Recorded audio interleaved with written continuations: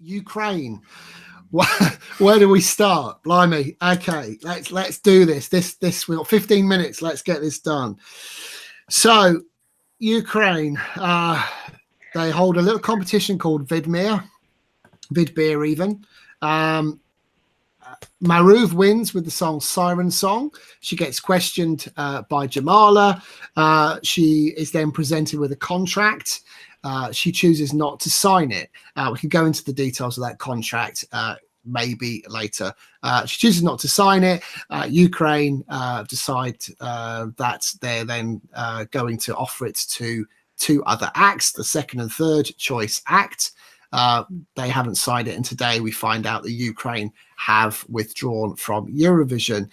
It's not the first time Ukraine have been full of controversy. Back in 2005, there were 75 entries. The favourite was Annie Lorak, and she supported the losing side in the Orange Revolution. All sorts of stuff happened, and in the end, they parachuted Green Jolly in. And that not being right, they just changed the song at the very last minute because there was a no politics rule. Eurovision 2010, we had issues with the singer.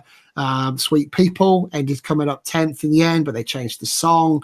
The following year, there were issues with Mika Newton, and then 2016, Jamala wins with a heavily political song.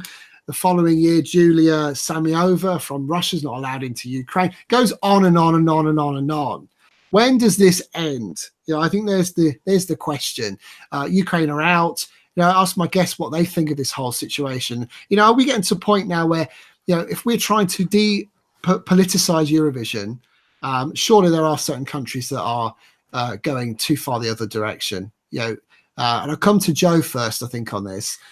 Joe, are we at a point now where the EBU need to get involved, or is it ultimately not their responsibility and it's down to the broadcaster to have a fair and reasonable selection process? I think the EBU should get involved.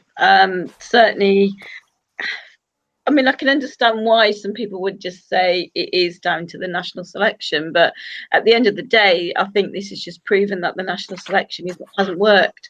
They've gone through all that. They've gone through how many, was it, a couple of semi-finals at least, plus the final, to just say, no, we're going to withdraw now.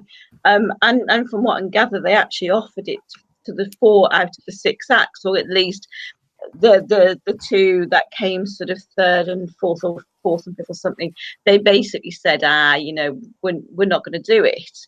The contract was terrible. The contract, no sort of right-minded artist, especially one as well established, would actually sign it, I think, and I believe, and I also think that not all of it wasn't just her that actually was questioned by Jamala. I believe some of the other acts were questioned as well. So right from the beginning, there was an agenda there, certainly from Jamala potentially, and some of the other, there was an agenda there straight away to make it political. So I think the EBU sort of straight away said, no, you're not doing it. You want a national selection, you want to come to Eurovision, you don't talk about Crimea, you don't talk about it. Because they've done it, they should have been disqualified. I don't think they should have withdrawn. I think they should have just said, no, that's it, you're out this year. Learn your lesson, here's a massive fine. That's what should have happened, really. It's interesting. During the final of Vidbir, they actually confirmed, the broadcaster confirmed that they were going to change the clause so that the decision of the jury and the televote could be null and void, and the broadcaster could decide who they would send. So there was already warning signs there during the actual final itself. Yeah. And I feel really, really pleased that Oban, I'll come to you in just a second. I feel really, really pleased that the other acts have turned this down. I mean, it's a great opportunity to go to Eurovision. It's massive, in fact. Me too. But they have all kind of rallied around MARUV, who won that final fair and square, and have said, no, we are not going to Eurovision. It's wrong. Oban. 100% on the money, Stuart, with your comments. Well, there's 2 aspects for me. One is, as a Cypriot, MARUV being out, good news, because the songs would be competitive with Tamta.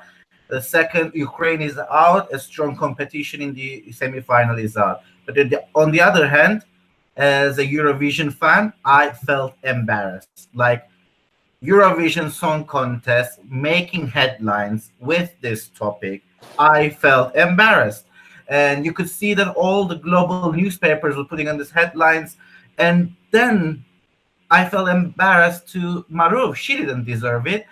She said that she wasn't planning to participate. She was invited by the broadcaster to take part in the national selection, and then she had to go through the questioning live on TV by a winner, which wasn't held for the same standard of questioning when she was going through the her national selection process.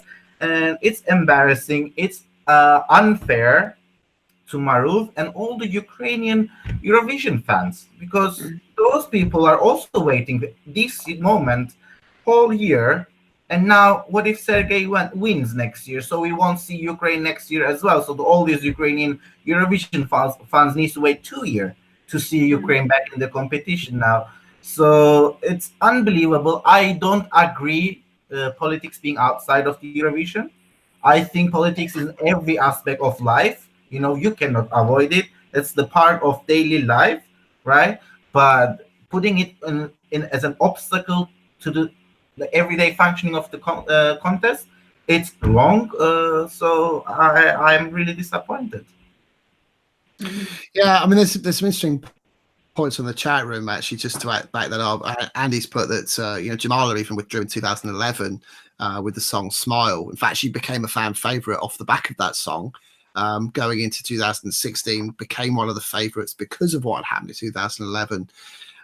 So yeah, I mean, it's just there's so many things over a sustained period of time. We're talking 2005 right through 2019. There have been stuff happening fairly consistently, and I hate talking about politics in Eurovision. I'm one of the ones that campaign when someone says to me, Eurovision is all about politics. I'll be the one that says, actually, it's not. You know, they say, well, why does Greece and Cyprus vote for each other? Why do this country and I said, well, actually, they've got singers that take part. They're actually really well known. There's a genuine reason as to why countries give points.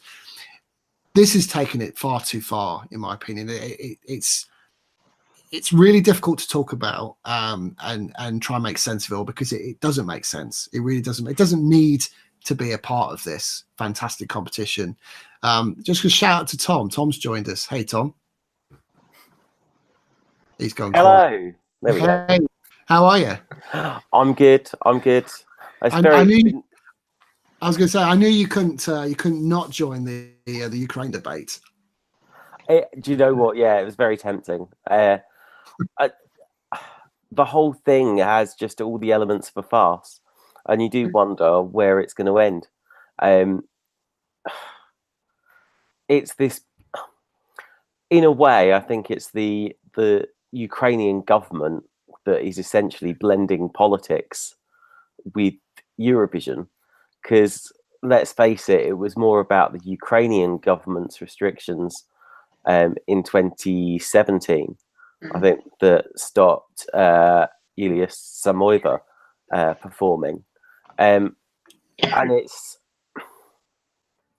I think the problem is that the Ukraine sees themselves as still being in a military conflict of sorts with Russia. And until such time as that is resolved, I think, unfortunately, it's going to continue in that fashion.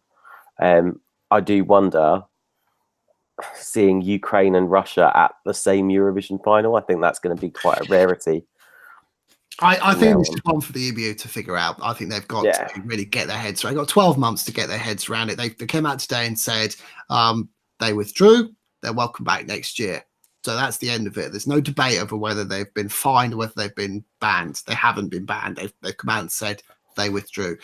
The EBU, however, do need to think about how this is going to work moving forward, because there are so many things that take place every year that they need to figure out how they can work together to make this work longer term.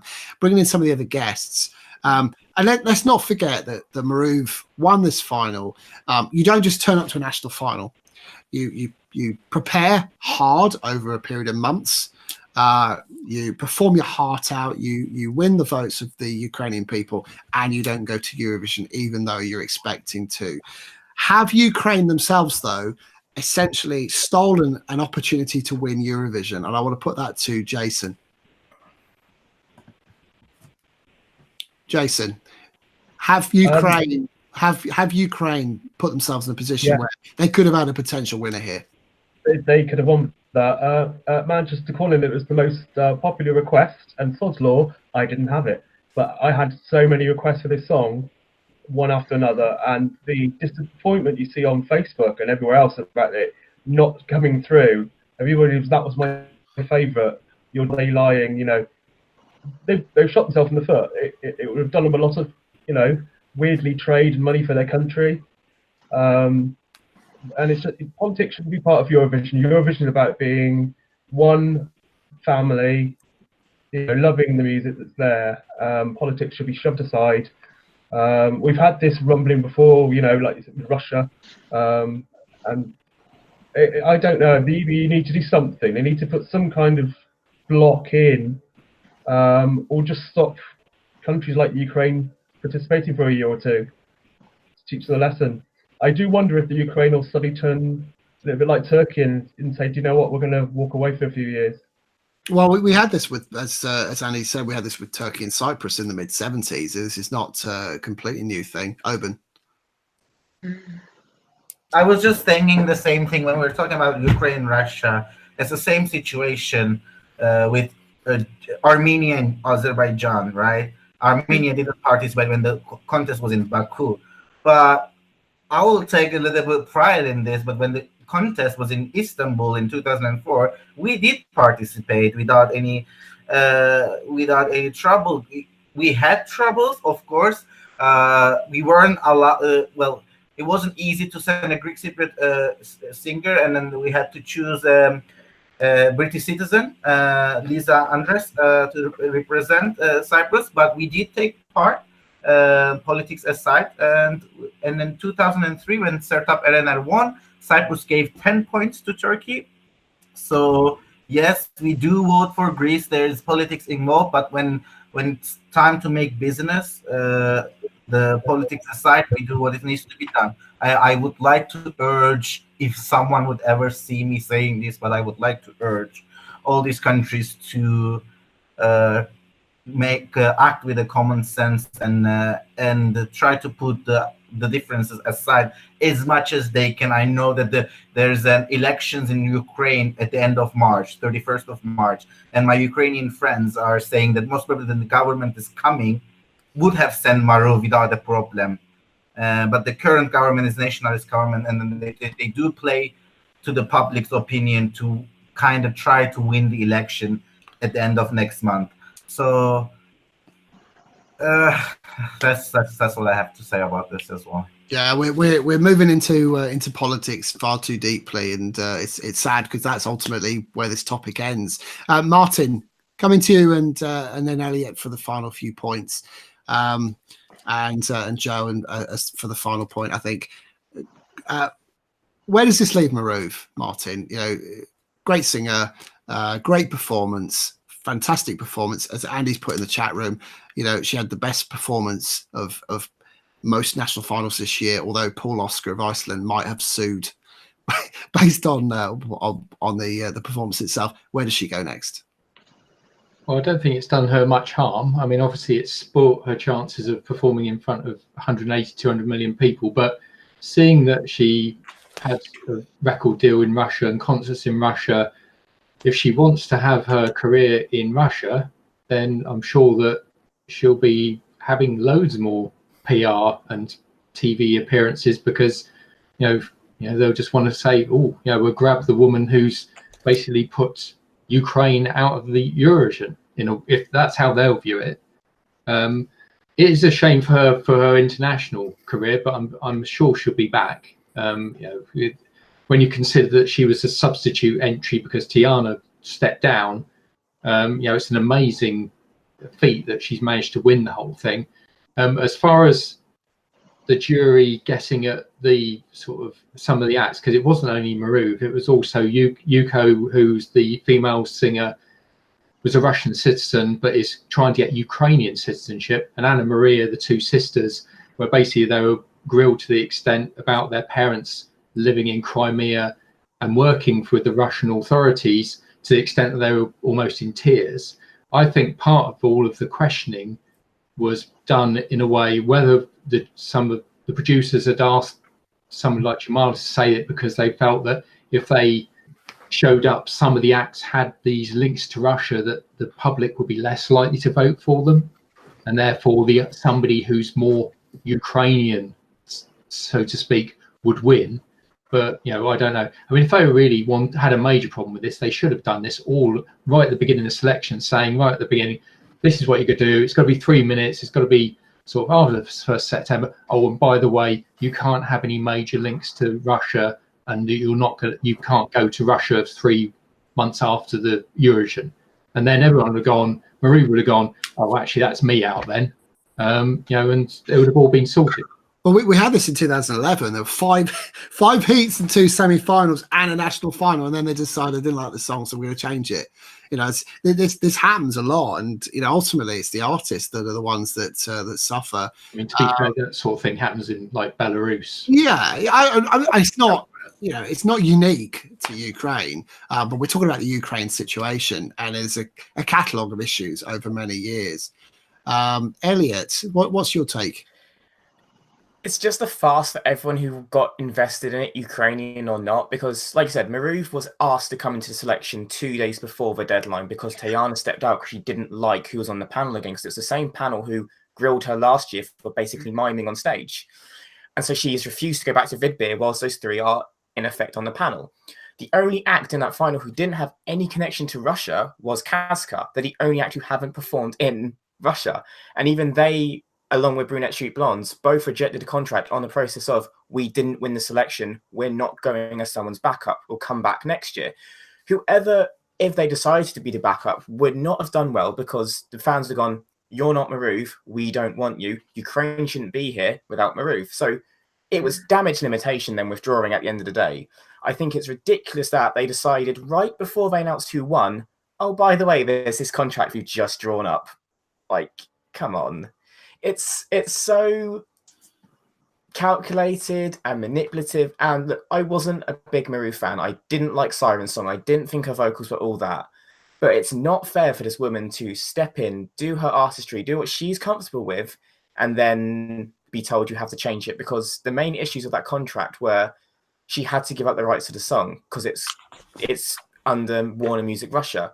And the broadcaster pretty much told her in this contract was, you have to fund your staging, which isn't anything new, but it was basically, we want the rights to that song, and everything you want to do on stage has to go through us. So she could have effectively gone there, doing Siren Song under a spotlight with nothing else going on, which is not MARUV and not what the fans wanted. They wanted her with an electric guitar, a fire extinguisher, and, God knows what else she had in those 2 semi-finals and final. But it's just such a shame, because I love Ukrainian Eurovision, and they have sent some brilliant songs over the years, and to do this whole selection and then just go, we're not doing it, is just ridiculous. I mean, there was talk of Jamala maybe going as a backup, and even Verkas Kaduchka said he would, but even that would have just been a nightmare. There would have been, it could have been very ugly scenes in Tel Aviv from fans directed at Ukraine if they went, I feel like. Oh, I know. This is where I disagree, because I think the fans, the fans of Ukraine have a right to be angry. I'm not sure the fans of any other country do. And I think that's where, as fans, we need to rein it in a bit. I think we're responsible for ourselves, and sometimes we lose control of ourselves. I think MARUV is fine though, because we got to understand she has had this song played to thousands upon thousands of people now across the entire continent, and everyone is standing with her in solidarity, which is amazing. And I'm really happy to see all the acts reject this contract. Like, I wanted Freedom Jazz to win, but I would not have been happy with them going as a backup, because that's not how it should have been. They wouldn't have been judged fairly. Ukraine have gone. It gives everyone else a chance in semi-final, one a chance to qualify. It damages Belarus more than anything as well, because they have close ties to Ukraine when it comes to voting, because of reasons we brought up. It's a shame. What's done is done, but the EBU do need to step in, because they seemed sympathetic towards Ukraine about them withdrawing, and that's what I don't understand. Yeah, because I agree. they have purposely marred politics with something that was designed. Like, the whole point of Eurovision was to rebuild Europe after the devastation of war, and this is now war is breaking apart Eurovision. I just don't get it, and I don't get why Jamala felt the need to say what she said on stage. You can ask that question, but off camera and behind closed doors. Fair point. Let's move to Nicholas, who's got a point he wants to make. Yeah, because I watched some of the national final. I was quite shocked with everything that was going on. But I think at the end of the day, what's happened has happened. We can't really do anything about it. We can't really change anything about it. This is such a foreign concept for us because we live here in the West. We don't really quite understand the things that are going on between Russia and Ukraine. And obviously this is a big issue for them, the whole thing with performing in Russia and everything. And maybe that's a bit hard for us to understand. But here's the thing. Let's all just remember that MARUV did probably the best thing she could have done. She went up there on the stage, she answered Jamala's questions that weren't pretty and the other jurors that weren't pretty either. She came out with her statement saying that she would love to represent her country. She is Ukrainian and she wouldn't want to represent any other country, but she just couldn't get behind this contract. I think it's a fair point. It's given her some PR. It's giving her a bunch of new fans all over the world from all of this press that she's getting. So, the Ukrainian broadcaster has done a big mistake. And at the end of the day, MARUV is the one winning.